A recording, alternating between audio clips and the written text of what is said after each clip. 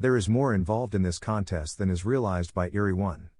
There is involved in this struggle the question whether your children and my children shall enjoy the privileges we have enjoyed.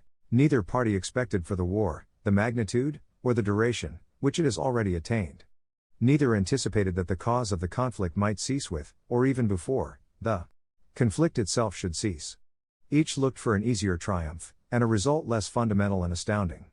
Both read the same Bible, and pray to the same God, and each invokes his aid against the other. It may seem strange that any men should dare to ask a just God's assistance in wringing their bread from the sweat of other men's faces, but let us judge not, that we be not judged. The prayers of both could not be answered, that of neither has been answered fully.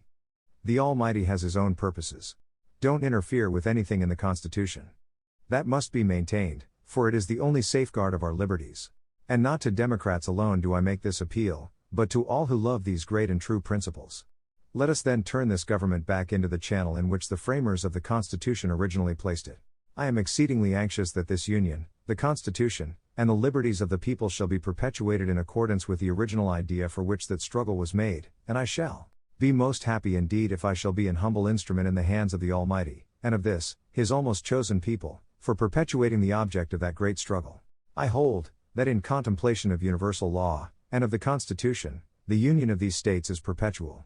My purpose is to be, in my action, just and constitutional, and yet practical, in performing the important duty, with which I am charged, of maintaining the unity, and the free principles of our common country.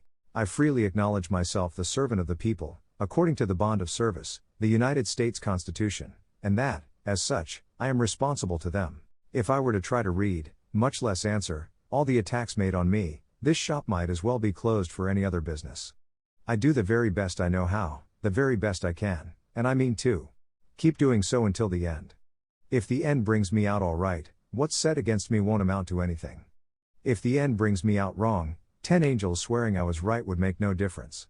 I have never had a feeling politically that did not spring from the sentiments embodied in the Declaration of Independence.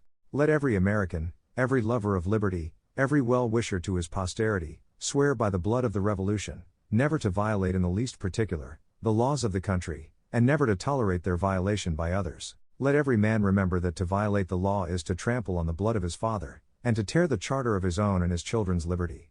Determine that the thing can and shall be done, and then we shall find the way. In leaving the people's business in their own hands, we cannot be wrong. The legitimate object of government is to do for the people what needs to be done, but which they cannot, by individual effort, do at all, or do so well, for themselves. Most governments have been based, practically, on the denial of equal rights of men. Ours began by affirming those rights.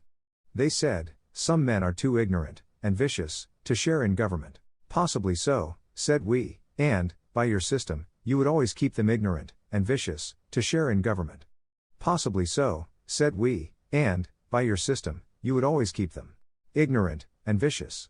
We propose to give all a chance, and we expected the weak to grow stronger, the ignorant wiser, and all better, and happier together. At what point shall we expect the approach of danger? By what means shall we fortify against it? Shall we expect some transatlantic military giant to step the ocean and crush us at a blow? Never.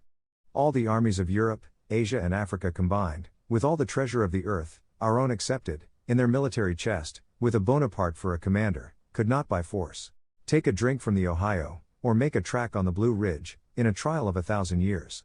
At what point, then, is the approach of danger to be expected? I answer, if it ever reach us it must spring up amongst us. It cannot come from abroad. If destruction be our lot, we must ourselves be its author and finisher. As a nation of freemen, we must live through all time, or die by suicide.